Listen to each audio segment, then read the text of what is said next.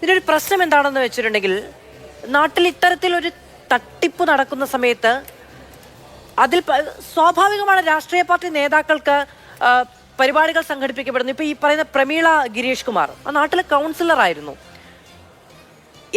Block അടിസ്ഥാനത്തിൽ സമിതികൾ തുടങ്ങിക്കൊണ്ടാണ് ഇത്തരത്തിലുള്ള പണസമാഹരണവും അതിനുവേണ്ടിയുള്ള ഗ്രൂപ്പുകൾ ഉണ്ടാക്കുന്നതും പോർട്ടൽ ഉണ്ടാക്കുന്നതും അപേക്ഷകൾ വാങ്ങുന്നതുമൊക്കെ. അപ്പോൾ ആദ്യഘട്ടത്തിൽ തയ്യൽ മെഷീൻ കിട്ടുന്നവർക്ക് തയ്യൽ മെഷീൻ വിശ്വാസ്യത ഉണ്ടാകുന്നു, ലാപ്ടോപ്പ് കിട്ടുന്നവർക്ക് ലാപ്ടോപ്പ് വിശ്വാസം ഉണ്ടാകുന്നു, സ്കൂട്ടർ കിട്ടുന്നവർക്ക് മറ്റുള്ളവരിലേക്ക് ഫോട്ടോകളൊക്കെ പങ്കുവെച്ചു കൊടുത്ത് വിശ്വാസ്യത ഉണ്ടാക്കുന്നു. അങ്ങനെ വിശ്വാസ്യത ഉണ്ടാക്കുമ്പോൾ നാട്ടിൽ നിൽക്കുന്ന ആളുകൾ, ഈ പറയുന്ന MLA മാരടക്കമുള്ളവർ, എൻ രാധാകൃഷ്ണൻ, പക്ഷേ എൻ രാധാകൃഷ്ണൻ അടക്കം എല്ലാവർക്കും ഹൂവർ, അപ്പോൾ അവർക്ക് എല്ലാവർക്കും വിശ്വാസ്യത ഉണ്ടാകുന്നു എന്നുള്ളത് ശരി.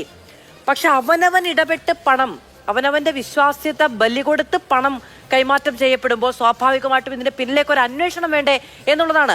അപ്പൊ അവനവന്റെ വിശ്വാസ്യത ബലി കൊടുത്തു എന്ന ഉത്തമ ബോധ്യത്തിൽ നിന്നല്ലേ ഈ പണം തിരികെ കൊടുക്കാമെന്ന കാര്യത്തിലടക്കം വാക്കു പറയേണ്ടി വരുന്നത്. അല്ലെങ്കിൽ ഈ പറയുന്ന, ഇപ്പോൾ എന്റെ രാധാകൃഷ്ണൻ വാർത്താ സമ്മേളനം നടത്തുമ്പോൾ പറഞ്ഞു, പതിറ്റാണ്ടുകളായിട്ട് ഞാൻ ഈ രാഷ്ട്രീയത്തിലുണ്ട് എന്നുള്ളത്.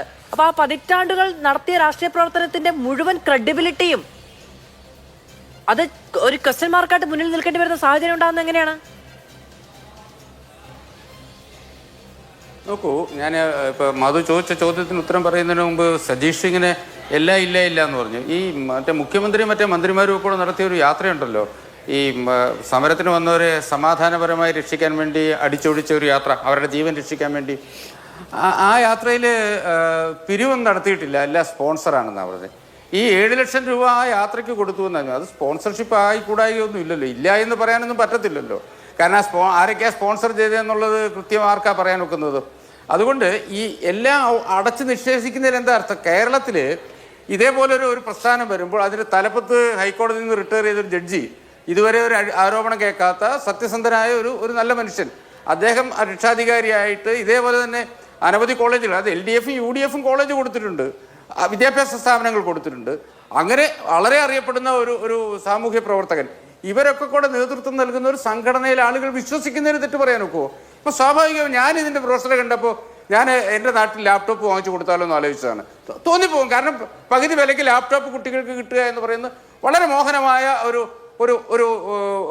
അല്ലെങ്കിൽ അതേ എന്താ പറയുക വാഗ്ദാനങ്ങളല്ലേ. അപ്പോൾ ആ വാഗ്ദാനങ്ങളിൽ കുഴുങ്ങി എൻ രാധാകൃഷ്ണൻ്റെ വ്യക്തിപരമായി എൻ്റെ സംഘടന, എൻ്റെ സൈൻ എന്ന് പറയുന്ന സംഘടന കഴിഞ്ഞ 15 വർഷമായി കേരളത്തിൽ പ്രവർത്തിക്കുന്നതാണ്. സ്കൂട്ടർ കൊടുക്കാൻ വേണ്ടി ഉണ്ടാക്കിയ ഒരു സംഘടനയല്ല.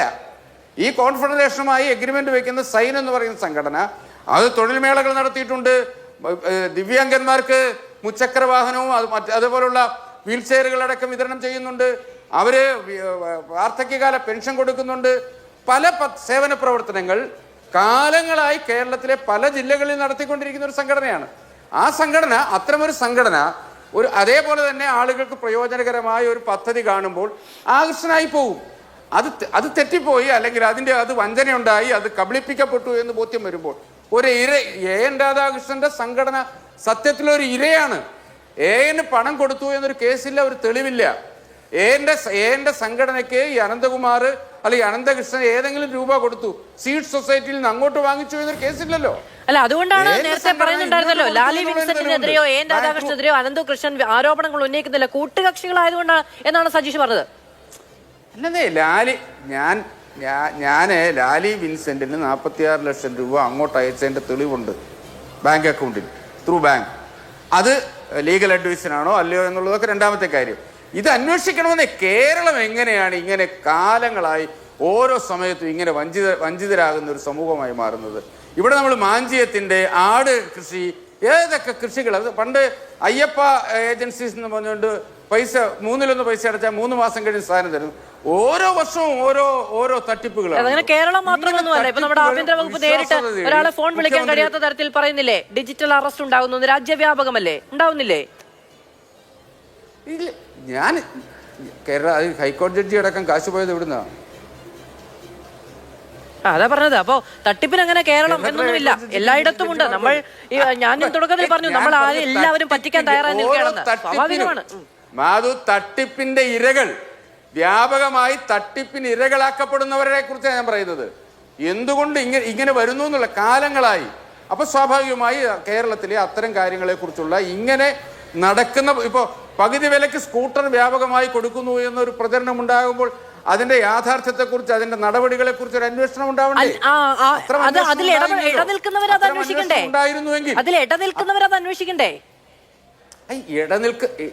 ഇടനിൽക്കുന്നവരെങ്ങനെ അന്വേഷിക്കും? ഇടനിൽക്കുന്നവരാണോ? പോലീസല്ലേ അന്വേഷിക്കേണ്ടത്? ഇടനിൽക്കുന്നവർ ഇപ്പൊ തയ്യൽ മിഷൻ കൊടുക്കാമെന്ന് പറഞ്ഞു, കൊടുത്തു. 5500 സ്കൂട്ടർ AN രാധാകൃഷ്ണൻ കൊടുത്തിട്ടുണ്ട്. 5500 സ്കൂട്ടർ AN രാധാകൃഷ്ണനെതിരെ ഇതുവരെ ഒരു പരാതി ആരും കൊടുത്തിട്ടില്ല. പണം ആവശ്യമുള്ളവർക്ക് ഈ സംവിധാനം നടന്നതിന് ശേഷം സ്കൂട്ടർ കൊടുത്തിട്ടുമുണ്ട്. അപ്പോൾ ഒരു സംവിധാനത്തിന്റെ വിശ്വാസ്യത തകർക്കാൻ ശരിയാണ്. അതിന്റെ മുകളിലുള്ള ആളുകളെ വിശ്വസിച്ച് ചേർന്നു. 10,60,000 രൂപ മേടിക്കുന്നു, അതിലൊരു 1000 രൂപ കൊടുത്തിട്ടുണ്ടെങ്കിൽ ഈ പറയുന്ന സ്കൂട്ടർ ബുക്ക് ചെയ്യാൻ പറ്റും ഏതെങ്കിലും ഒരു ഏജൻസികളിൽ. അതിന്റെ ഒരു പേപ്പർ കൂടി വാങ്ങി വെക്കുക എന്ന് പറയുന്ന ഒരു ഉത്തരവാദിത്വമല്ലേ? അങ്ങനെ ഒരു സ്കൂട്ടർ ബുക്ക് ചെയ്യുന്നു. ഇതൊക്കെ ചിന്തിക്കേണ്ടത് ആരാണ്? ഇതിന്റെ ഉത്തരവാദിത്വം ഏറ്റെടുക്കുന്നവരല്ലേ?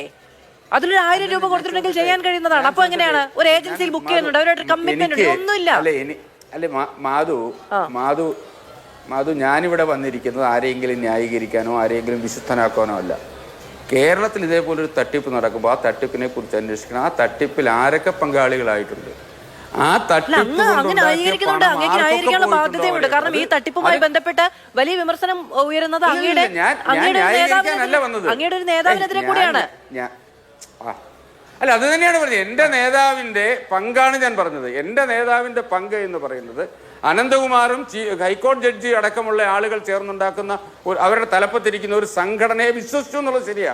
അതേപോലെ ഇതുവരെ വിശ്വാസം ആർജിച്ച ഒരു സമൂഹത്തിന്റെ മൊത്തം വിശ്വാസം ആർജിച്ച ആളുകളെ വിശ്വസിക്കുന്നത് തെറ്റാണെന്ന് പറയാൻ ഒക്കുമോ? ഇതിനു മുമ്പ് ഏതെങ്കിലും കള്ളത്തരങ്ങൾ ഉണ്ട്, ഇതിനു മുമ്പ് എന്തെങ്കിലും ആരോപണമുള്ള ആളുകൾ ആണെങ്കിൽ ശരിയാണ്. തട്ടിപ്പിന്റെ ഒരു ലാഞ്ചന പോലും ഇല്ലാതെ 100% വിശ്വാസയോഗ്യം എന്ന് വിശ്വസിച്ച ഒരു സംഘടനയെ ബന്ധപ്പെട്ടു, അവരുടെ ഒരു പ്രോഗ്രാം ഏറ്റെടുത്ത് നടപ്പിലാക്കി എന്നല്ലേ ഉള്ളൂ. ആർക്കെങ്കിലും പണം കൊടുക്കാനുണ്ടെങ്കിൽ രാധാകൃഷ്ണൻ അതല്ലല്ലോ. പണം കൊടുക്കാനില്ലെങ്കിൽ അദ്ദേഹം എന്തിനാണ് സ്ഥലം എന്നുള്ളതാണ്. അത് അദ്ദേഹത്തിന്റെ വിശ്വാസത്തിന്റെ പേരിലാണ് എന്ന് അദ്ദേഹം വിശദീകരിക്കുകയും ചെയ്യുന്നു. അദ്ദേഹത്തെ വിശ്വസിച്ച് പണം കൊടുത്തവരെന്ന് വിശദീകരിക്കുകയും. സ്വാഭാവികമായി ഞാൻ പറഞ്ഞ ഒരാൾ പണം മുടക്കിയാൽ ആ പണത്തിനൊരു ഉത്തരവാദിത്വം എനിക്കുണ്ടാവും. എന്നെ വിശ്വസിച്ചാണ്. എന്തായാലും വ്യാപകമായ അന്വേഷണത്തിലേക്ക് പോലീസ് കടന്നിട്ടുണ്ട്. അറസ്റ്റുകൾ ഉണ്ടാകുന്നുണ്ട്. ഏതാണ്ട് 36,000 പേർ ഈ തട്ടിപ്പിനിരയായിട്ടുണ്ട് എന്നാണ് പറയുന്നത്. 60,000 രൂപ വീതം വാങ്ങി പൂജ്യങ്ങൾ കൂട്ടിക്കൂട്ടി നോക്കിയിട്ടുണ്ടെങ്കിൽ അന്തമില്ലാത്ത തരത്തിലുള്ള പണമിടപാട് കേരളത്തിൽ നടന്നിട്ടുണ്ട് എന്നത് വ്യക്തമാവുകയാണ്. ആ പണം പക്ഷേ ഈ പറയുന്ന അനന്തു കൃഷ്ണന്റെ അക്കൗണ്ടിൽ പോലും നാമമാത്രമായ തുക മാത്രമേ ഉള്ളൂ. അത് എവിടേക്കൊക്കെ പോയി എന്നുള്ള കാര്യത്തിൽ അടക്കമുള്ള അന്വേഷണം വേണ്ടതുമാണ്.